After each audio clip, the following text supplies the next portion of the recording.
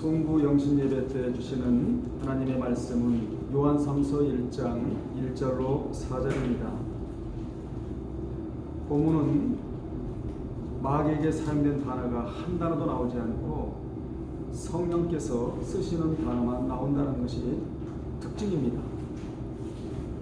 장로인 나는 사랑하는 가이오고 내가 참으로 사랑하는 자에게 편지하노라. 사랑하는 자여, 내 영혼이 잘된 같이 네가 범사에 잘되고 강건하기를 내가 간구하노라. 형제들이 와서 내게 있는 진리를 증언하되 네가 진리 안에서 행한다 하니 내가 심히 기뻐하노라. 내가 나의 자녀들이 진리 안에서 행한다함을 듣는 것보다 더 기쁜 일이 없도다. 아멘. 이 시간에는 하나님의 소원이라는 제목으로 함께 은혜 나누겠습니다. 본문은 우리를 향한 하나님의 소원에 대한 말씀입니다. 사도 요한의 소원이 바로 하나님의 소원이에요. 사도 바울의 소원이 바로 하나님의 소원입니다. 그 하나님의 소원이 무엇인가를 귀담아 들으시고 올 한 해 동안의 그 하나님의 소원이 여러분의 가정과 여러분에게 임하기를 주님의 이름으로 축원합니다. 우리가 송구 영신 예배를 드리는 목적은 한 해를 보내면서 잘못된 것은 회개하고, 잘못된 것이 많이 있었잖아요. 저도 있고 여러분도 있고, 이것은 반드시 다음 해로 넘겨서는 안 되고 오늘 이 시간에 회개해서 다 털어버리고, 죄의 보따리는 다 이 땅에서 풀어버리고, 의의 보따리는 천국 가서 풀어야 하고, 그게 은밀이라는 신앙입니다. 이 송구 영신 예배를 드리는 목적은 한 해를 보내면서 잘못된 것은 회개하고 맞이하는 한 해에 대한 새로운 계획을 세우는 예배가 바로 송구 영신 예배입니다. 왜 그렇게 송구 영신 예배가 중요하냐면 위대한 시작이 위대한 결과를 가져오기 때문에 그렇습니다. 우리는 지금 위대한 시작을 하고 있는 거예요. 올 한 해 동안에 위대하게 이 시간을 시작을 했으니 위대한 결과가 여러분에게 있을 줄로 믿습니다. 우리가 위대한 시작을 해놔야 위대한 결과를 맞을 수가 있는 것이에요. 우리에게는 꿈과 비전이 있습니다. 저에게도 있고 여러분에게도 있을 것인데, 꿈이 없는 백성은 망한대잖아요. 꿈도 있고 비전이 있을 것인데 그것이 그리스도 안에서 이루어지지 않을 것이 없으니 큰 영적 야망을 오늘 이 시간 가지세요. 이런 말이 있잖아요. 젊은이들은 꿈을 먹고, 그리고 노년이 되면 과거를 먹는다는 말이 있지 않습니까? 그러나 예수 믿는 사람들은 미래의 소망을 먹고 살아가는 사람들이에요. 희망 넘어 소망이에요. 희망은 어찌 보면 막연한 거라지만 소망은 뭐예요? 반드시 이루어질 것을 믿는 것이 소망이거든요. 앞으로 한 해 동안 성경의 도전을 받고 꿈도 지니면서 살아가다 보면 그 꿈이 반드시 이루어지는 역사가 있을 줄로 믿습니다. 이제 우리는 한 해 동안 좋지 않은 기억들은 모두 날려보내고 소망찬 새해를 맞자 그 말이에요. 우리가 버스를 타고 차창 밖으로 시선을 돌리면 밖의 세계가 자꾸만 뒤로 물러가듯이 이제 우리는 과거가 물러간 사람들이에요. 과거는 물러갔습니다. 아멘. 과거를 현재 앞에 갖다 놓으면 미래가 열어지지를 않아요. 그래서 과거를 오늘 정리하고, 특히 좋지 못한 과거를 오늘 다 씻어버리고 이제 모든 것이 새롭게 다가오는 한 해를 맞아야 합니다. 그래서 오늘 첫 단추를 잘 끼야 되는 거예요. 그래야 옷에 매무새가 있듯이 말이에요. 한 해 동안에는 무한한 가능성, 이 가능성이 우리 앞에 펼쳐졌다 그 말입니다.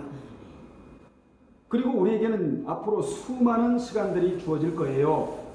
지난 1년 동안 우리는 하나님께서 주신 도화지에 많은 그림을 그렸습니다. 좋은 그림도 그렸지만 때로는 좋지 않은 그림도 그렸습니다. 이제 좋지 않은 그림을 지워버리고 이제 우리는 하나님으로부터 2021년도라는 새로운 희망의 도화지를 받았어요. 우리는 그 도화지에 아름다운 그림을 그려야 하는 사명이 또 주어졌다는 것입니다. 남이 그려주지 못하는 오직 나만이 그릴 수 있는 아름다운 도화지를 오늘 주님께로부터 받는 날이 이 예배의 시간이다 그 말이에요. 그러므로 그 그림을 우리는 중단 없이 힘들고 어려워도 그 그림을 중단 없이 그려야 하는데 그렇게 중단 없이 그림을 그리다 보면 경제적 부흥도 일어날 것이고 아멘 신령적 부흥도 일어날 것이며 신앙의 축복이요 환경의 축복이요 여러분의 가정에도 반드시 축복이 스며들어갈 줄로 확신합니다. 그러면 하나님의 소원이 무엇이냐? 우리를 향한 하나님의 소원이 무엇이냐? 첫째, 영원히 잘 되는 것입니다. 이게 첫 번째 소원이에요. 영원히 잘 되는 것. 여기 영혼은 푸뉴마가 아니고 영이라는 푸뉴마가 아니고 푸시케인데 신앙 인격을 말하는 단어입니다. 본문에 나오는 가룟은 신앙 인격이 바르게 정돈된 자였다. 이걸 알 수 있잖아요. 가룟은 사도 요한이 진정으로 사랑하는 자였다. 참으로 사랑하는 자였다. 먼저 본문에서 밝히고 있지 않습니까? 그래서 우리도 주께로부터 진정으로 사랑받는 자가 되어야 한다. 아멘. 가룟은 진리 안에서 행함으로 사도 요한과 하나님께 기쁨을 드린 자예요. 사도 요한 목사님에게도 기쁨을 드렸고 만왕의 왕이 되시고 만주의 주 되시는 하나님에게도 기쁨을 드린 자였다. 그는 영육간에 잘 되어 굉장히 중요한 말입니다. 영육간에 잘 되어 여러분은 영육간에 잘 돼야 돼요. 영도 잘 되고 육도 잘 돼야 됩니다. 가룟은 영육간에 잘 되어 사도 요한이 마음 놓고 축복을 빌어줄 수 있는 자였다. 사도 요한은 믿음으로 축복을 빌어줄 수 있는 자였고 가룟은 빌어준 대로 복을 받을 수 있는 자리에 있었다. 잘 만난 거예요. 그러니까 신앙의 인격은 물질로도 안 됩니다. 세상적인 교육을 받아도 안 돼요. 어떤 명예로도 안 되는 것이 신앙 인격입니다. 하나님이 성령으로 말미암아 우리에게 말씀을 주셨는데 그 말씀으로 우리의 인격을 매일매일 씻는 방법밖에는 없습니다.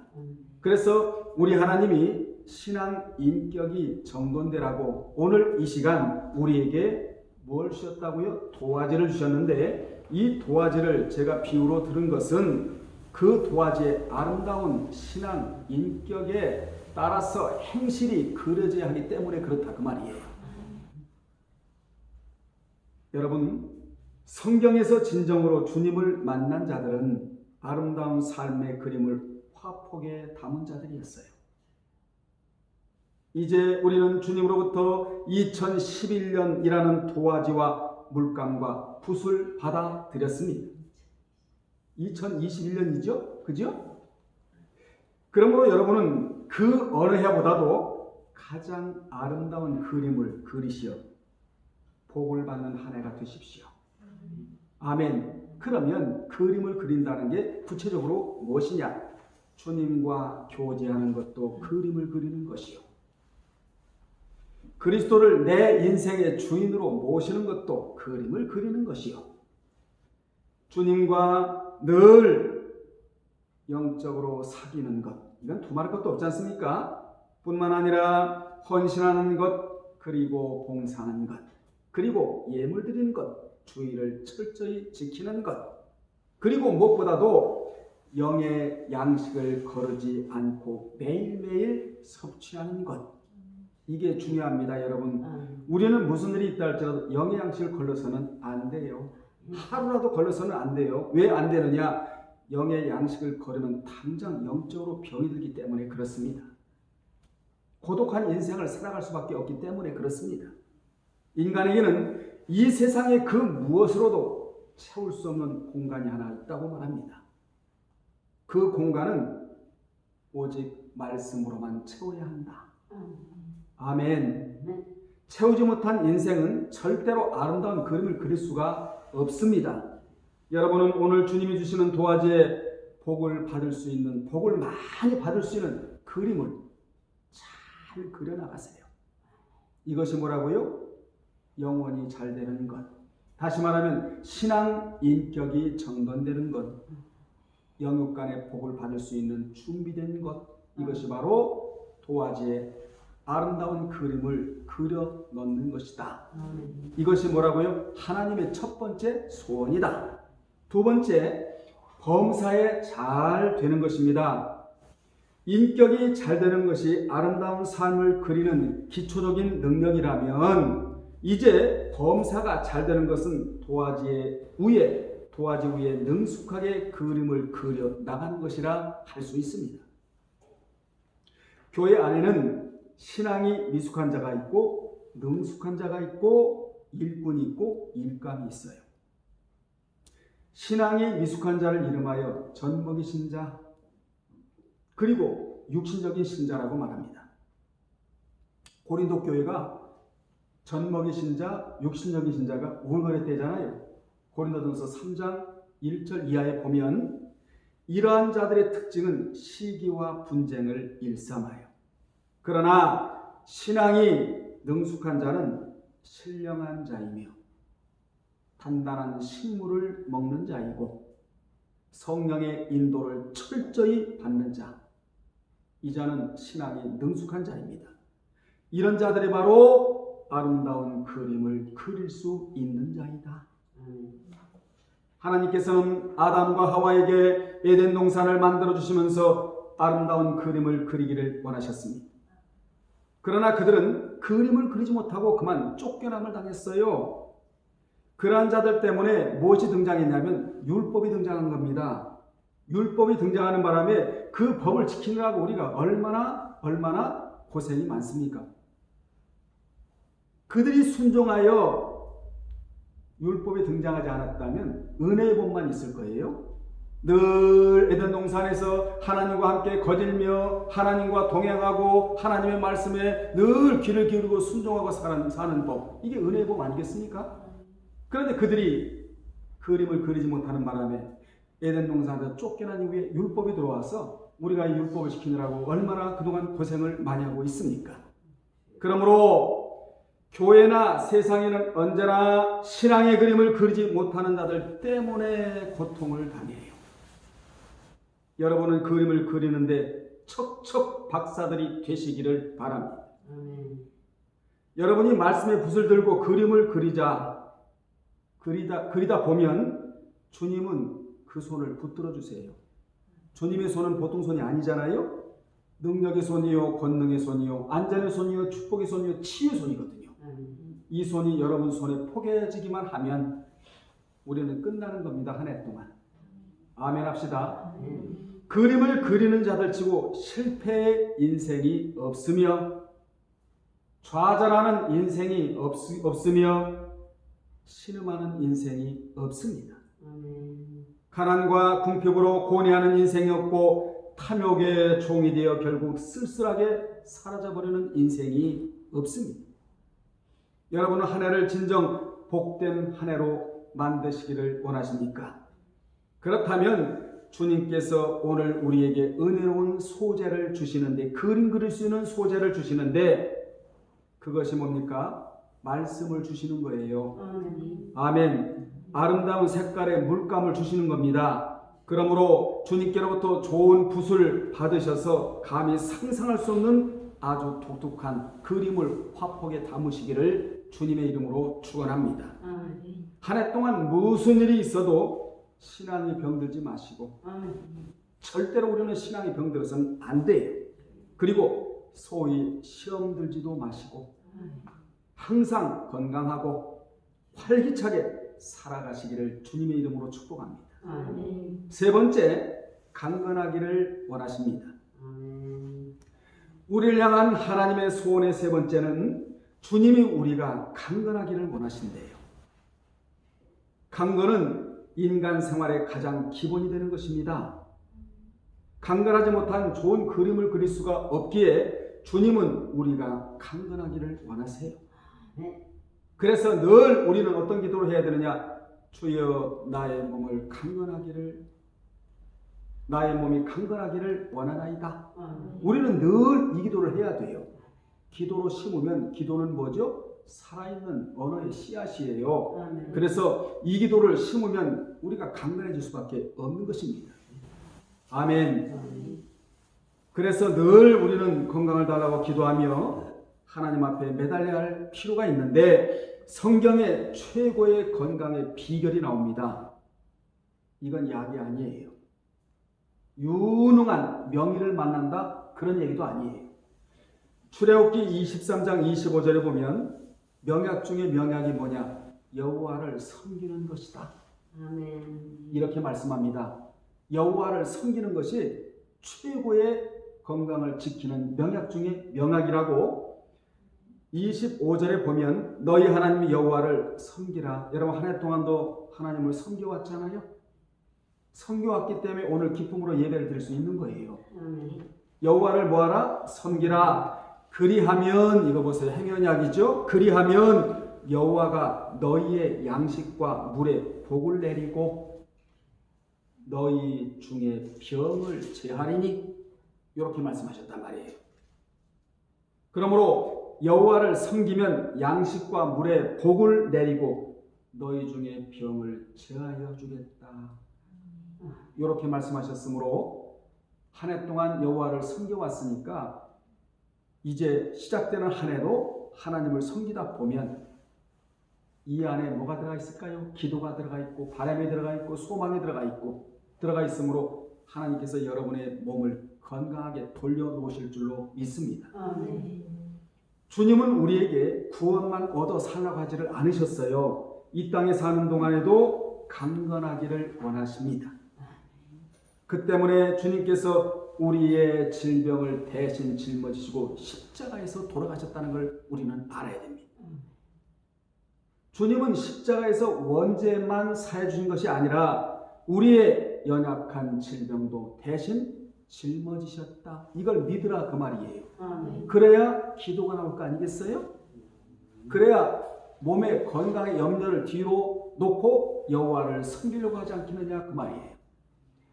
여러분 마태복음 8장 17절에 더 구체적으로 나오는데 거기에 보면 이는 선지자 이사야로 하신 말씀에 우리 연약한 것을 친히 감당하시고 병을 짊어지셨도다 이렇게 말씀하셨다 이 말이에요. 그렇습니다. 우리 주님은 우리가 강건하기를 소원하세요. 아멘. 그래서 우리 주님은 로마 군병의 억센 팔로 내려치는 9가닥의 채찍에 맞으면서도 저와 여러분만큼은 아프지 않기를 원하셨다. 그래서 성경에 강건이라는 단어가 들어오는 이유를 우리는 알아야 된다 이 말이에요. 이제 한 해 동안 우리는 우리의 연약함을 짊어지신 예수 그리스도를 바라봐야 합니다. 아멘. 그분이 우리 대신에 채찍에 맞으셨다. 고로 우리가 강건하게 되었다. 이 사실을 믿으라는 자리가 세 번째 자리입니다. 아멘. 우리를 고쳐주시기 위해 피를 흘리신 주님의 은택을 잊지 않고 살아간다면 우리는 분명 한 해 동안 강건을 유지하고 살아가게 될 것입니다. 한 해 동안 가요처럼 주님의 참사랑을 받는 자가 됩시다. 주님에게 미움을 받는 자가 되지 말고 가요처럼 영육간에 잘 되는 자가 되자 이 말이에요. 여기 잘됨이 나온다 하십시오. 잘됨이란 단어가 현재 수동태로 되어 있습니다. 왜 현재 수동태로 되어 있느냐? 그는 현재도 계속 잘되고 있는 자였다. 이걸 우리 말과 알게 합니다. 계속적으로 잘되고 있는 자였다. 그렇죠. 신앙 인격이 정동이 됐으니까 오늘만 잘되는 것이 아니고 계속적으로 잘되고 있었다. 그래서 현재 수동태로 되어 있다 그 말이에요. 이는 자신의 힘만으로 잘되는 것이 아니라 외부로부터 받고 있었다. 여러분 축복은 하나님이 사람을 통하여 전달해 주세요. 그래서 사람과의 관계도 대인관계라고 그러잖아요. 중요하다는 걸 알아야 됩니다. 외부로부터 계속하여 축복이 전달되고 있었다. 이렇게 밝히고 있는 거예요. 그는 영이 잘 되니까 인격이 잘 되고, 인격이 잘 되니까 육이 잘 된 케이스였다. 신앙 인격이 잘 되니 육체도 건강하고 강건하고 물질의 축복도 받은 자였다. 우리가 이런 자가 되어야 되잖아요. 한 해 동안. 우리 한 해 동안 이 같은 복을 받는 자들이 되자 그 말이에요. 결론 내리겠습니다. 오늘 우리는 새로운 2022년을 맞으면서 먼저 믿음의 걸음, 이 걸음을 옮겨왔단 말이에요. 감사의 걸음, 여러분 감사하는 마음으로 왔지요? 감사의 걸음, 이 걸음을 우리는 뛰었단 말이에요. 기도의 걸음, 이 첫 걸음을 우리는 뛴 거예요. 그러므로 여러분이 살아가야 할 2021년도에는 하나님의 소원인 인격이 누구같이? 가요같이 잘 되고, 그 다음에 뭐가 잘 되고? 범사가 잘 되며, 그리고 강건한 삼박자의 축복, 이걸 삼박자의 축복이다 그럽니다. 이 복이 여러분에게 그대로 임해야 된다 그 말이에요. 그러려면 먼저 뭐가 잘 되고? 인격이 잘 돼야 한다. 인격이 잘 되려면 영이 잘 되면 인격이 잘 돼요. 인격이 잘 되면 육도 잘 되게 되어 있다 이 말이에요. 2021년도 하나님이 주시는 이 말씀을 기억하셔서 따라합시다. 나는 한 해 동안 삼박자의 축복을 받아 누리며 살겠다 해요. 오늘 다짐하는 이 시간이 되시기를 주님의 이름으로 축원합니다. 기도하겠습니다. 하나님 아버지, 가이오는 먼저 인격이 잘 되고, 인격이 잘 되니까 범사가 잘 되고, 범사 속에 강건한 삼박자의 축복을 받았다고 했습니다. 사랑하는 우리 성도들, 2021년도 한 해 동안에 이 삼박자의 축복이 가정에 있기를 간절히 바라옵고 원하옵나이다. 이 복을 받아 누리는 한 해가 되게 도와 주시옵소서. 예수님의 이름으로 축복하고 기도합나이다. 아멘.